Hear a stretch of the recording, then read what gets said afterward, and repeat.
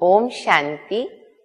आज की शिक्षाप्रद कहानी का नाम है दुनिया रैन बसेरा। कहते हैं कि बल्क में एक बहुत ख्याति प्राप्त हुआ फकीर होके गया है जिसका नाम था इब्राहिम, और उस समय वो बल्क का बादशाह था। एक बार वो अपने कक्ष में विश्राम कर रहा था तो उन्होंने बाहर किसी झगड़े का आवाज सुना। एक फकीर द्वारपाल को कह रहा था कि आज रात को मैं इस सराय में विश्राम करना चाहता हूँ। द्वारपाल जी ने जवाब दिया, क्या ये तुमको सराय दिखता है? अरे ये तो बादशाह का महल है। आपको रैन बसेरा करना है तो आप कोई बस्ती में चले जाओ, आपको कहाँ सराय मिल जाएगी।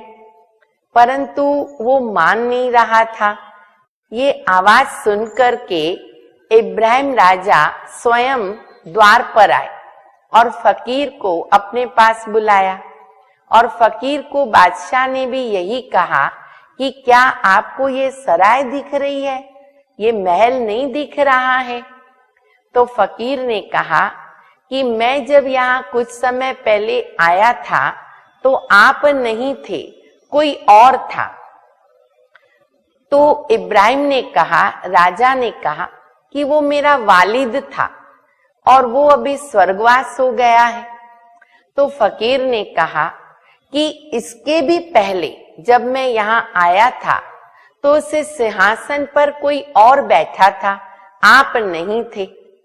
तो राजा ने कहा कि वो मेरे दादा थे, अब वो भी नहीं है, वो भी स्वर्गवास हो गए।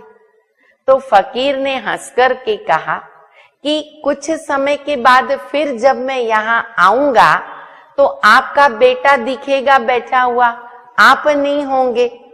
तो इसका मतलब ये सराय हुआ ना, महल तो हुआ ही नहीं।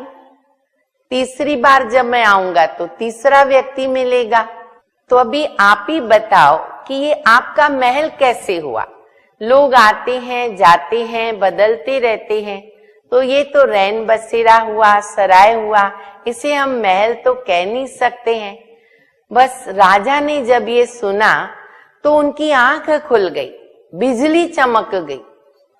उनको ऐसे लगा कि ये फकीर तो बिल्कुल सही कह रहे हैं। राजा का इतना परिवर्तन हो गया कि उन्होंने फकीर को कहा कि फकीर जी आप बैठो, मैं यहाँ से चलता हूँ। कहानी से हमें ये बोध प्राप्त होता है। कहते हैं ना कि दुनिया मुसाफिर खाना है, यहाँ आए हैं जाने के लिए, हम यहाँ मेहमान हैं। 4 दिन का रैन बसेरा है।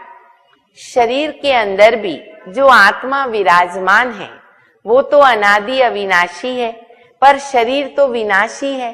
तो आत्मा को भी एक शरीर छोड़कर दूसरा लेना पड़ता है, परिवर्तन करना पड़ता है। इसीलिए हमें मेहमान समझ करके न्यारा और प्यारा रहना है। नष्टो मोहा होना जरूरी है। परम पिता परमात्मा की स्मृति में रहें ताकि हमारा भविष्य भी उज्जवल बन जाए। ओम शांति।